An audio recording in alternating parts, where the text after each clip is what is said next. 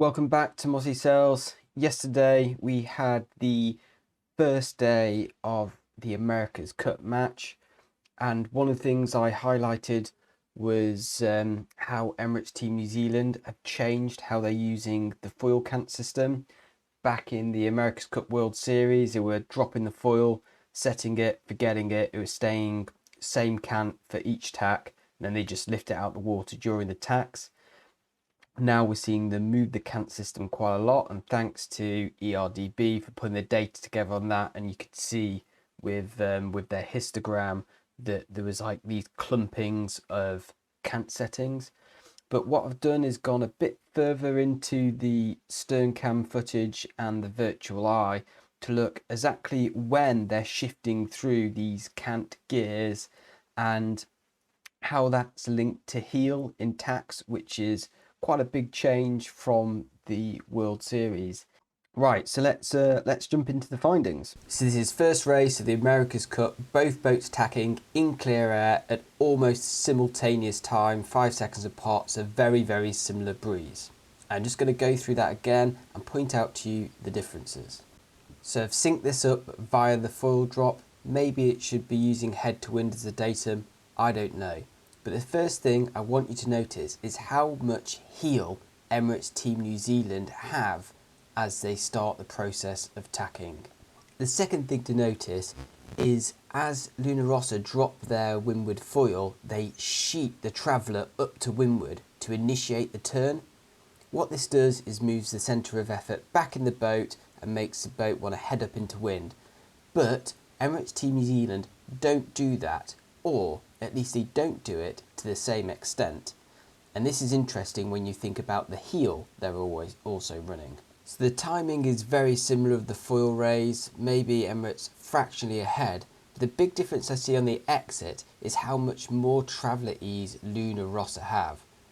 Now, this is kind of strange because Luna Rossa seem to come out generally from tacks on quite a good angle and then build, but it seems like Emirates Team New Zealand are trying to match them on this.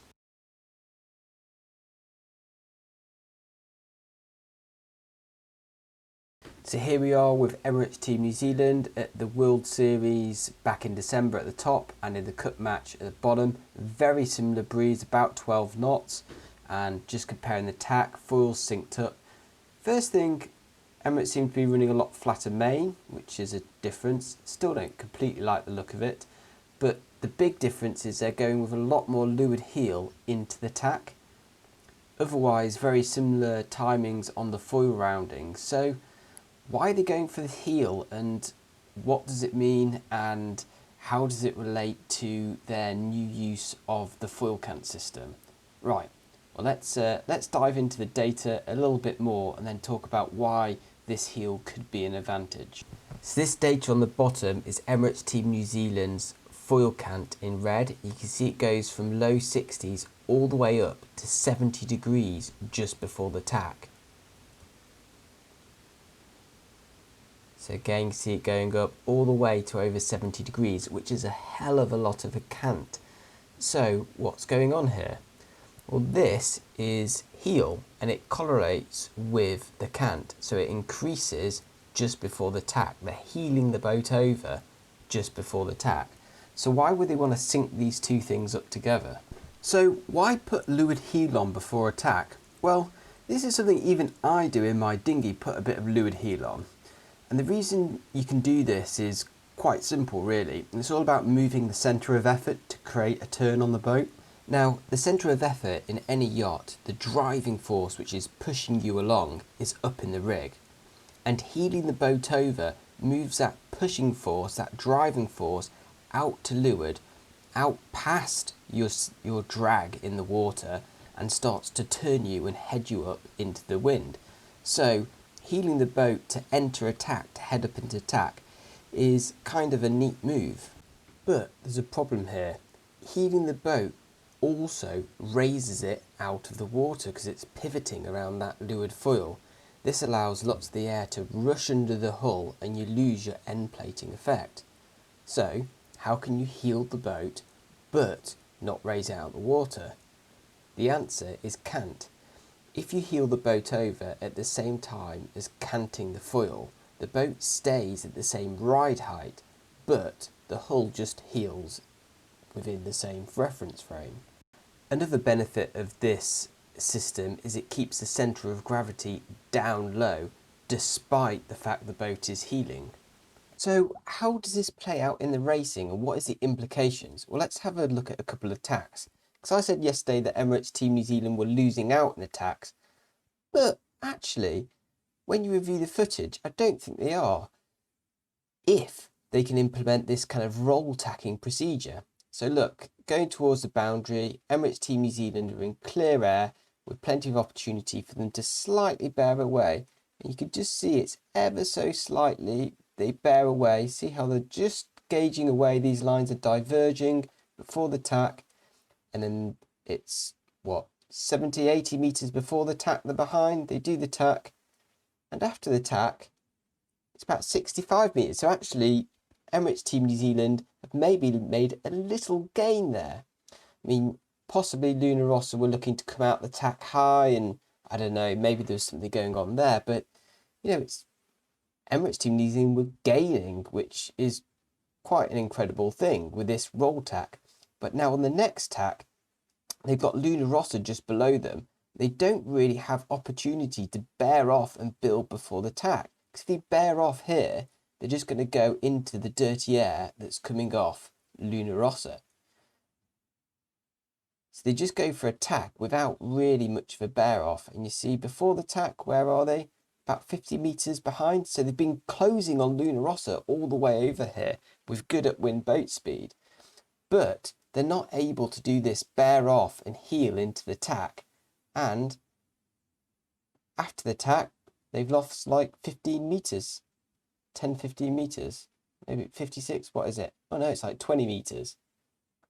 So quite a loss from Emirates Team New Zealand just in this tack. And you'll see this next one, again, about 80 metres apart, but tracks are pretty much parallel. But then Emirates Team New Zealand just starts fractionally to bear off to build for the tack. They go for the tack, and after the tack it's still about 80 metres. So what does this mean for tactics? Well, if I was Luna Rossa, I'd be looking to put my covering tacks in slightly short of normal, just to put Emirates Team New Zealand off from being able to bear away and use this roll tacking technique. Now, this is a nice little trick from Emirates Team New Zealand. It's certainly allowing them to get through tacks when they have the opportunity to do the roll tack without losing as much as you might imagine with the smaller foils. However, it does mean that if Luna Rossa clock onto this, and I'm sure they're watching this video, then they can adjust their tactics just to guard off from Emirates Team New Zealand being able to do these kind of bear off and roll tacks, which seem to be quite quick for them. There's also a bit of irony in that Emirates Team New Zealand back in the World Series weren't changing their foil cant at all. They were just dropping it and setting it. And you had Ben Ainsley complaining and whining about the fact that his foil cant system wasn't working as he'd want. But Ineos were trying to move their foil cant system all the time. Now this must have sparked a little thought in the head of Emirates Team New Zealand, because they thought, well, if the other teams are using their foil cant system all the time to make lots of micro adjustments, then maybe we could do that too. So this is an area where Emirates Team New Zealand have definitely gone away from the December racing, seen what some of the other teams are doing. Actually, the fact the other teams were complaining about it probably flagged it in their heads as something to look at. They've then gone away and thought, how can we use the foil cant system and adjusting it during the racing to our advantage? And they've come out with these roll tacks. Now, New Zealand are actually using the cant system a bit more than this as well. I see them actually flicking up through the gears of the cant system in a straight line. And I'm sure there's a bit of a story there as well. However, part of me thinks they were kind of quick at the December racing, and maybe in a straight line they should go back to just letting it be canted out and focus on trimming the mainsail. It's a bit like too many things going on at once, and I did kind of get the impression they were struggling to get a mode locked in. So yeah, maybe sometimes it's just too much to play with. a little bit like sailing a skiff and working out whether to play your main sheet or adjust your trapeze adjuster. At the end of the day, you just got to focus on one thing, and that's the priority of playing the main sheet.